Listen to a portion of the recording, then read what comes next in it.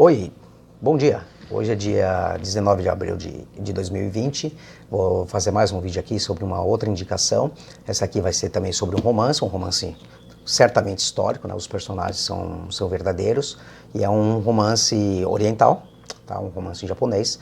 Então, esse aqui é realmente um livro que eu simplesmente adorei, super gostoso de ler, super informativo, né? Por ser um romance histórico japonês. Tá? Mas antes disso eu já peço que vocês se inscrevam no canal, ative o sininho, né? Dê o seu like, seu dislike, tá? E compartilhe o máximo possível, porque leitura é cultura, tá? E o Brasil realmente precisa de mais pessoas, mais leitores que consigam interpretar melhor as ações, as coisas, tá? E isso não se faz se a gente realmente não tiver um escopo de leitura maior, tá bom? Então, bora lá pro vídeo. Até!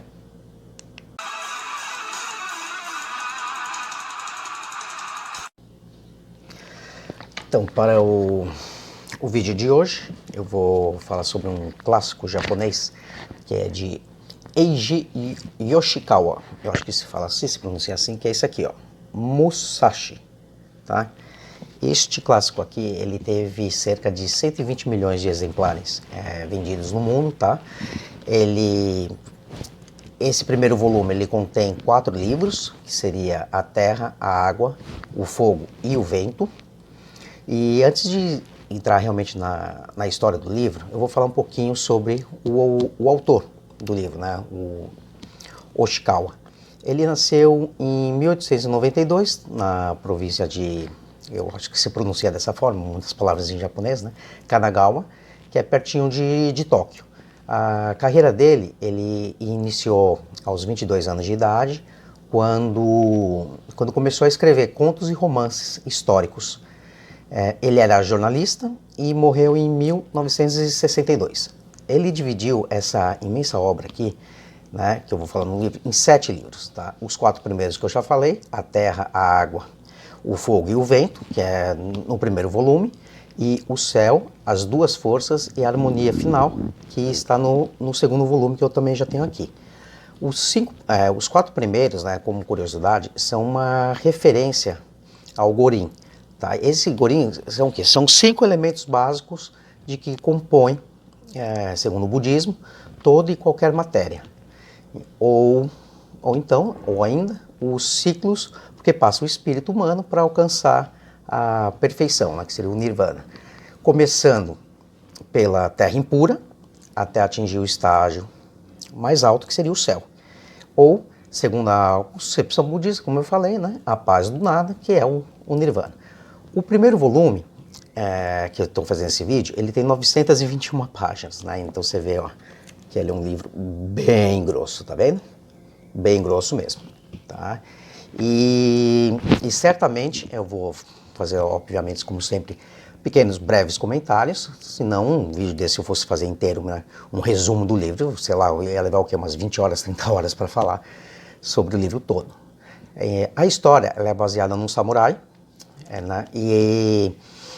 Esse samurai, ele realmente existiu, tá? É uma história verdadeira, e ele deve ter vivido entre os anos de 1584 e 1645, tá? Que na época japonesa ainda era a época feudal.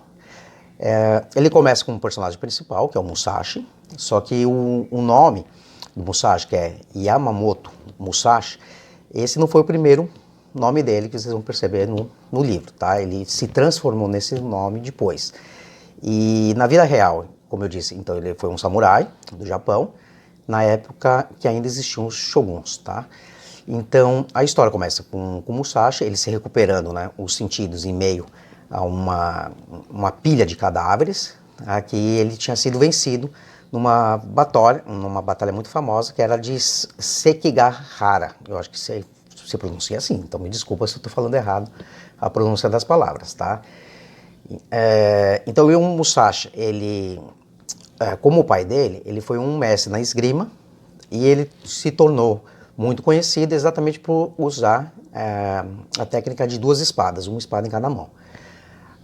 Para se entender como a sociedade japonesa vivia no século XVII, ela é dividida em 3 grandes classes, tá? Isso, obviamente, grosso modo. Então tinha as classes dos samurais, que eles são conhecidos como bushi, a classe mercantil e a classe dos camponeses. E cada classe tinha uma forma distinta de linguajar, de fala.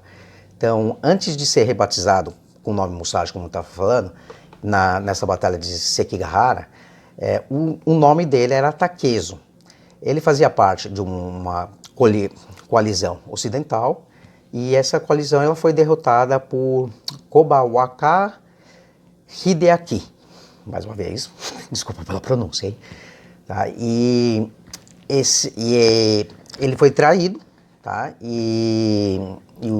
Os aliados, né, eles se juntaram aos exércitos orientais e retornou seguida aos próprios passos, né, avançando com os postos dos antigos aliados. Então, depois surge no campo de batalha seu amigo, que é o Matahashi, e que lutou ao lado dele, né, pelo mesmo suzerano. Todos os dois tinham mais ou menos entre 17 anos de idade. E eles poderiam ter fugido, né? Então surge ao fundo, né, antes deles terem fugido, né, nessa batalha, quando eles acordam, nessa pilha de cadáveres, antes deles terem fugido, surgem os soldados de Fukushima, tá? Então aí os dois eles se fingem de mortos, passam assim, uns cavalos assim, pertinho deles, entendeu? E realmente só então eles percebem tanto o Takeshi como o Matahashi, que eles estavam um pouco, obviamente, feridos, né? Mas eles tinham como caminhar ali para fora do campo de batalha ainda vivos, né? O Takeshi, ele era filho de um simples Goshi, tá? E esse Goshi correspondia a uma classe, né, que estaria entre as classes dos samurais, que era conhecida como Bushi, e dos camponeses. Então ele achava que, participando dessa guerra, ele poderia se tornar um samurai perante o suzerano dele. Então ele foi até o quartel, né, do senhor Shimen Iga no Kami, tá, que era o máximo que ele conseguia ficar assim, né? Mas o máximo que ele conseguiu foi somente ficar na frente da linha de batalha. Tá? Então ele não conseguiu muita coisa assim em ter feito isso. E depois que eles saíram ali do campo de batalha, eles ficaram muito tempo assim andando, tá? E eles perceberam uma luz assim no morro, tá? E eles foram acolhidos por uma família não, né? Eles foram acolhidos por duas mulheres, tá? Uma mãe e uma filha, e numa casa bem simples, tá? E essas duas mulheres cuidaram tanto dos ferimentos do Takeshi como também do Matahashi, tá? Então, a filha, que era a menorzinha, né, de 14 anos, ela chamava Akemi, tá? E a mãe, Okuo, tá?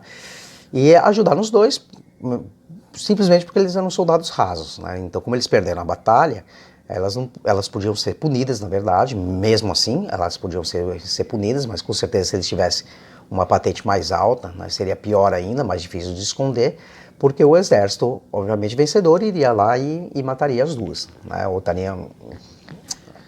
Ou faria uma coisa assim bem ruim com as duas, né? Mas provavelmente seria uma pena de morte para as duas por ter ajudado assim dois soldados que perderam a batalha, tá? Então esse aqui é mais ou menos o escopo da história, bem no comecinho. Isso daqui ainda praticamente são só os 2 primeiros capítulos, como eu falei, o livro é gigantesco, tá?